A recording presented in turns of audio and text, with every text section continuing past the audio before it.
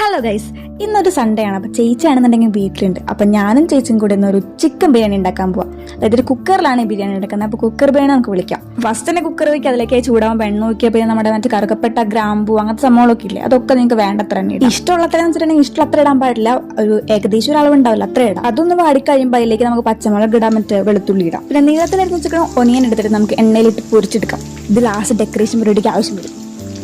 ഇനി back to cooker. നമ്മൾ അതിലേക്ക് തക്കാളി ഇടുന്നു ഫസ്റ്റ്. ഒരു വെറൈറ്റിക്ക് ചെയ്ത് തക്കാളി അത് ഇട്ടെന്ന് തോന്നുന്നു, എനിക്ക് അറിഞ്ഞൂടെ എന്താണ് തക്കാളി ഫസ്റ്റ് ഇട്ടിരുന്നു. എന്തായാലും തക്കാളി ഒന്ന് മറ്റേ വഴറ്റിയോ ആ സംഭവം വരുമ്പോൾ നേരെ ഒനിയൻ ഇട്ട് കൊടുത്തിട്ടുണ്ടാവുള്ളൂ. ഇനി അത് നന്നായിട്ടൊന്ന് ഇങ്ങനെ വഴറ്റി വരുമ്പോഴേക്കും മറ്റേ മല്ലിയില ഇട്ട് കൊടുക്കുക. ഞങ്ങളുടെ മല്ലിയിലേക്ക് പകരം ആഫ്രിക്കൻ മല്ലിയില ഇട്ടിക്കണം. അത് ഞങ്ങളുടെ വീട്ടിൽ തന്നെ ഉണ്ടായ മല്ലിയിലയാണത്.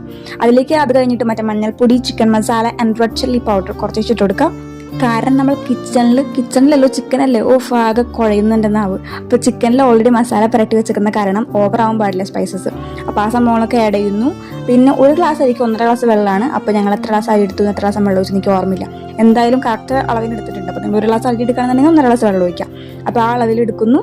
പിന്നെ തിളച്ച് കഴിയുമ്പോൾ നമ്മൾ എന്ത് ചെയ്യണം, അടച്ചു വെക്കുന്നു. ലാസ്റ്റ് നമുക്ക് കഴിക്കാം നമ്മുടെ ബിരിയാണി, കുക്കർ ബിരിയാണി. ആഹാ, എല്ലാം സെറ്റ്. ഇനി മറ്റേ ഉസ്താദ് ഹോട്ടലിൽ 2 കൂടി ആയിട്ടുണ്ടെങ്കിൽ സൂപ്പർ.